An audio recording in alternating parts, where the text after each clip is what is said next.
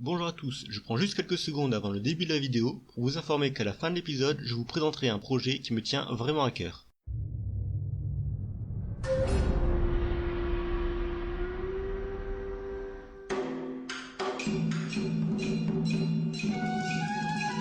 Le Vovinam Viet Vo Dao est l'art martial vietnamien le plus connu en France et dans le monde. Pour commencer, je vous propose, une fois n'est pas coutume, d'analyser le nom de la discipline.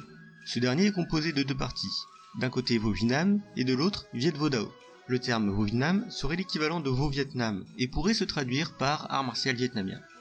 Viet Vo Dao, lui, est composé de trois termes. Viet, qui peut se traduire par peuple vietnamien, Vo par art martial, et Dao, qui est l'équivalent du Do japonais, c'est-à-dire une voie dans le sens de voie spirituelle. A noter que Viet Vo Dao est souvent utilisé en Occident, et plus particulièrement en France, comme un terme générique désignant tous les arts martiaux vietnamiens. Or ce ne devrait pas être le cas, puisque le terme Viet Vo Dao est propre au Vovinam Viet Vo Dao.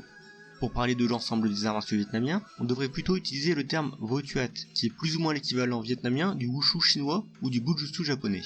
Pour en revenir au Vovinam Viet Vo Dao, le nom de la discipline pourrait donc se traduire par art martial vietnamien de la voie de l'art martial du peuple vietnamien.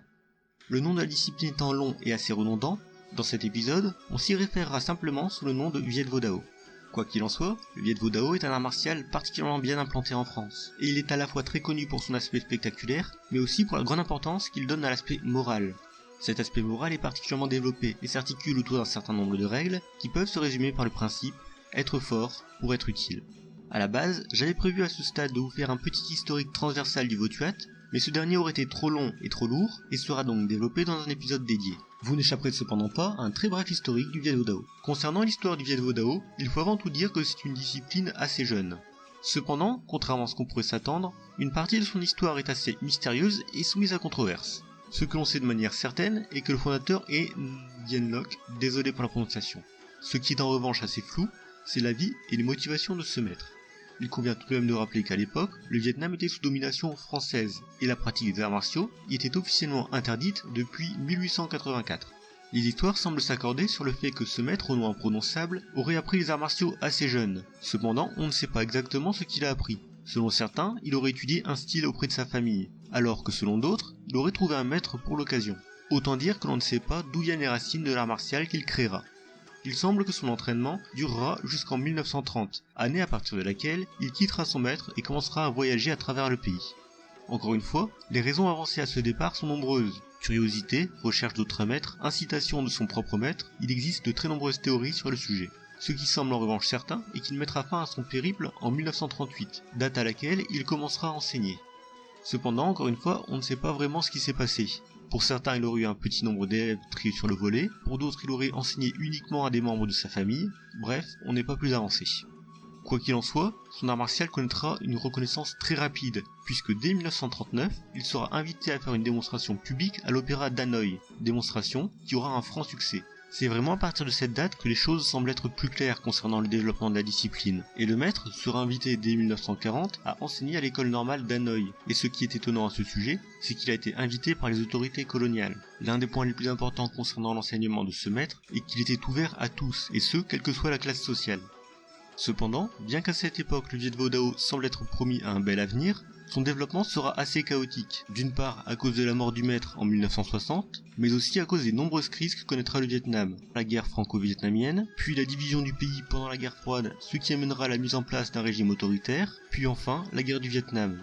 Tous ces conflits entraînèrent une fuite de tout un pan de la population vers l'Occident, et notamment vers la France. Et ce sont ces personnes qui apportèrent avec eux leurs coutumes et le Viet Vo Dao. Quand on voit dans quelles circonstances l'art martial est arrivé en Occident, cela fait regretter les cas où l'on pouvait dire que c'était le cinéma qui avait permis l'importation de la discipline. Il est temps de passer à quelque chose de plus joyeux avec une présentation plus concrète de la discipline. Comme d'habitude, commençons par ses grandes particularités.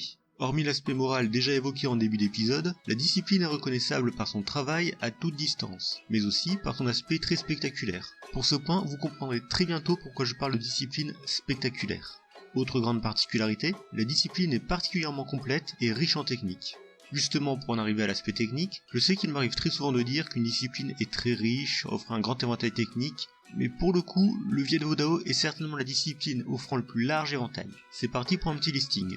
Tout d'abord, on trouve la base classique, à savoir les coups qui ici sont portés avec les pieds, les poings, les coudes et les genoux, mais aussi l'ensemble saisie, projection, clé articulaire.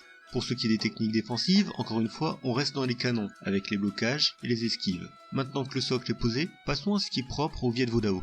Tout d'abord, on trouve des techniques de lutte, ce qui n'est pas une chose commune à de nombreuses disciplines. Ensuite, comme en Aikido, on trouve un travail respiratoire important, qui est souvent allié à des exercices de méditation. Et enfin, on trouve les ciseaux. Si on retrouve quelques techniques de ciseaux dans d'autres pratiques martiales comme par exemple dans la capoeira, c'est vraiment dans le Viet Vo Dao qu'ils se sont développés au point d'en être devenus la marque de fabrique. Pour ceux qui ne sauraient pas ce que c'est, un ciseau, c'est ça. Maintenant vous comprenez un peu mieux le caractère impressionnant de la discipline. Cependant je vous rassure, l'apprentissage de ce type de technique est très progressif, et les ciseaux peuvent être effectués à différentes hauteurs. Il est maintenant temps de passer aux armes. Comme on pouvait s'y attendre, de nombreuses armes sont étudiées en Viet Vo Dao, et beaucoup d'entre elles sont influencées par des armes chinoises.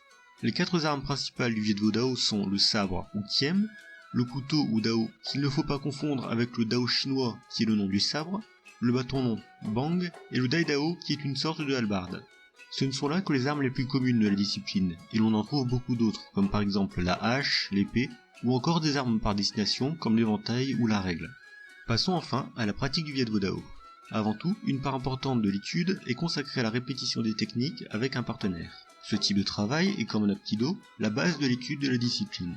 On y trouve ensuite les kien, désolé pour la prononciation, qui sont l'équivalent des kata et formes des arts martiaux japonais et chinois. Pour ceux qui n'auraient pas encore vu les premiers épisodes, il s'agit de séquences de mouvements codifiées, dont le but est d'apprendre et de transmettre les techniques de l'art martial. A noter que comme c'est souvent le cas dans ce type d'exercice, les kien sont exécutés seuls. Une fois que l'élève en aura intégré les diverses subtilités, il pourra étudier le songien, qui est l'application des techniques du kien avec un partenaire. Autre forme d'exercice d'importance variable dans le Viet Vo Dao, on trouve des formes de combat. Il ne s'agit cependant pas de combats libres, et ces derniers sont encadrés et se pratiquent souvent avec des protections. Cet épisode est presque terminé, mais comme je vous l'avais dit en début de vidéo, je voulais vous parler d'un projet, et ce projet c'est le film Koan de printemps, qui sort le 27 janvier 2016. Alors je ne vais pas vous faire une critique complète de ce film que j'ai eu la chance de voir en avant-première, un article de ce type étant en préparation pour le site, mais je voulais tout de même vous parler un petit peu de ce film qui est vraiment excellent.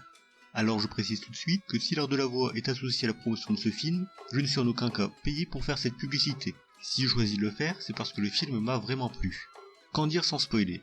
Eh bien il s'agit d'un film d'arts martiaux assez atypique, qui est très loin des standards du genre.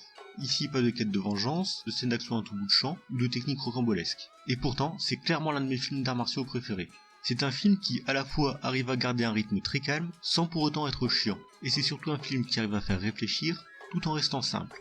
Je vous mets un lien vers la bande-annonce qui résume assez bien l'ambiance et l'esthétique générale du film.